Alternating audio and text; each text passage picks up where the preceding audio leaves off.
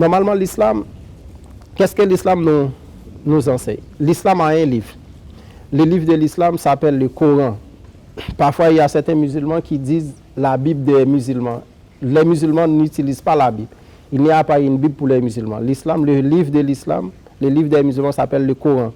Et c'est un livre qui a été révélé par Allah via l'ange Gabriel, alayhi salam, au prophète Mohammed sallallahu alayhi wa sallam. Et ce livre-là, il s'appelle le Coran. Et Allah a dit, c'est le livre duquel il n'y a aucun doute. Zalikal kitabu la raiba fil.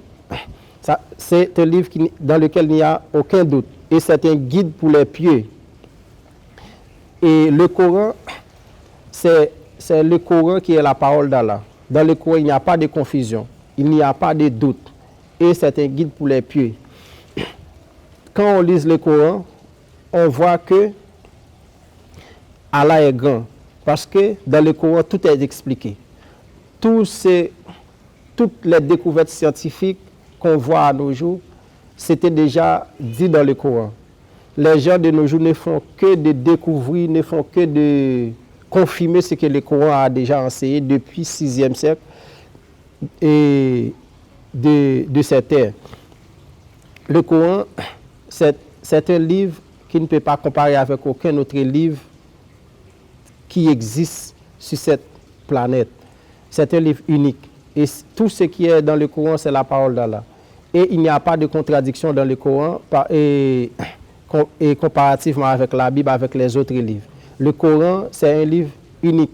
Dans le Coran, il n'y a pas de confusion, il n'y a pas de mensonges. Et tout ce qu'ils disent dans le Coran, c'est la vérité. Le Coran, c'est le livre d'Allah. Et c'est le seul livre qui existe, le seul livre sacré qui existe à ce moment qu'on peut avoir totalement confiance dans tout ce qui s'y trouve. Parce que c'est la parole d'Allah et c'est Allah qui protège le Coran. Et c'est pourquoi personne ne peut pas altérer le Coran comme on altère les autres livres avant. Parce que c'est Allah dit dans le Coran, c'est lui qui protège ces livres et c'est lui qui va continuer à protéger ces livres jusqu'au jour de la résurrection. Et c'est pourquoi tous les musulmans ont un grand respect pour le Coran. Tous les musulmans savent que le Coran, c'est la parole d'Allah. Tous les musulmans font des efforts pour qu'ils puissent lire le Coran. Tous les musulmans donnent un amour particulier pour le Coran parce que nous savons que le Coran, c'est le livre d'Allah et c'est un livre sacré. Et c'est à travers ce livre-là que nous puissions communiquer ensemble avec Allah. Et c'est à travers ce livre-là que Allah parle aussi avec nous. Et c'est pourquoi nous avons tous ces respects pour le Coran.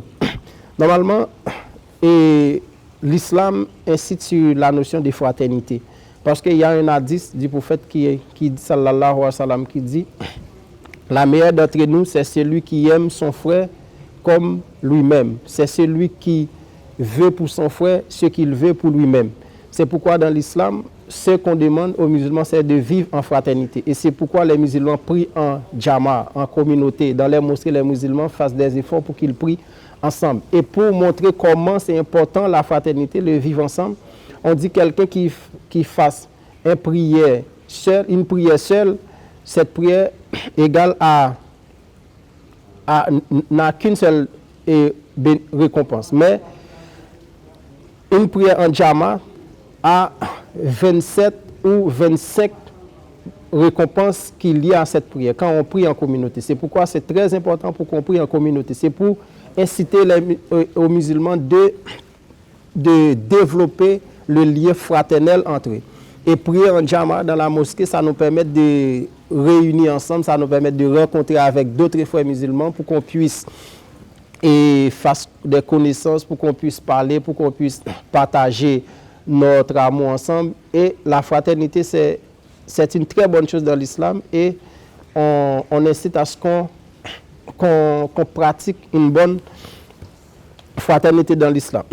Dans l'islam, comment on pratique là? L'islam, c'est facile à pratiquer. Les musulmans ont 5 prières par jour. Et la prière, c'est très important. Et c'est ça qui crée un lien avec les musulmans, avec Allah. Quand on prie, on se sent apaisé. Et ça nous permet de créer une relation avec Allah. Et entre un musulman et Allah, il n'y a pas intermédiaire comme dans les autres religions. Et quand un musulman prie, il fait un lien direct avec Allah. Il exprime sa soumission envers son Créateur. C'est un devoir pour un musulman de prier. Ça fait partie de l'un des 5 piliers de l'islam, la prière. Après la shahada, qui est le premier pilier de l'islam, la prière, c'est le second pilier de l'islam. C'est une obligation pour un musulman pour qu'il prie 5 fois par jour. Il y a 5 prières obligatoires dans l'islam. Et chaque de ces prières-là a une aide très précise pour qu'on fasse chaque de ces prières. Et en faisant ces prières chaque jour, ça nous permet d'évoluer spirituellement, ça nous permet de créer un lien direct avec Allah, ça nous permet de nous purifier, de nous rapprocher d'Allah. Et Allah nous a dit que si quelqu'un qui fasse ses prières avec sincérité, il va lui donner beaucoup de récompenses et ça va nous servir le jour du jugement. C'est pourquoi la prière, c'est un devoir. Ça fait partie du deuxième pilier de l'islam. Et dans l'islam aussi, on jeûne. Il y a ce qu'on appelle le mois de Ramadan.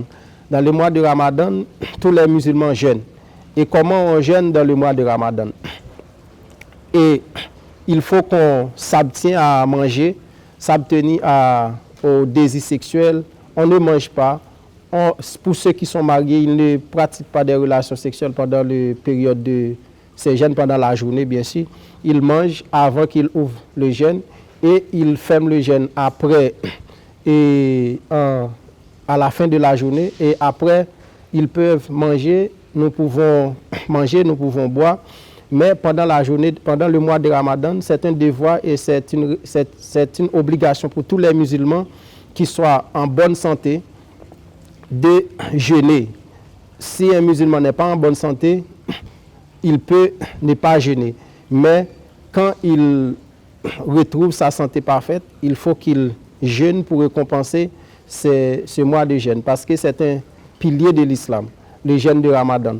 C'est pourquoi quand le mois de Ramadan est arrivé, tous les musulmans jeûnent. Dans le monde entier, tous les musulmans jeûnent pendant ce mois. Et c'est un mois béni. Allah a créé pour nous. Et ça nous permet de travailler sur son ego. Ça nous permet aussi de s'abstenir à certaines pratiques non religieuses ou de certaines pratiques qui soient plus matérielles pour qu'on puisse développer le côté spirituel dans notre vie. Et l'hygiène, c'est très important dans l'islam. Pour prier dans l'islam, il faut qu'on fasse l'ablution. L'ablution, c'est une chose très importante pour un musulman, la propreté. Et pour montrer comment la propreté est importante pour un musulman, avant que les musulmans prient, il faut qu'ils soient purifiés avec de l'eau. L'islam insiste sur l'hygiène. L'islam insiste sur l'environnement, sur la propreté de l'environnement, sur l'hygiène, sur l'environnement, sur la propreté. Tout ça, c'est très important pour un musulman soit propre. Pour prier, il faut que les habits soient propres. Il ne faut pas que les habits soient sales avec des choses qui peuvent empêcher aux musulmans de faire sa prière. Dans l'islam, c'est très important. Et dans l'islam aussi, nous avons ce qu'on appelle aumône.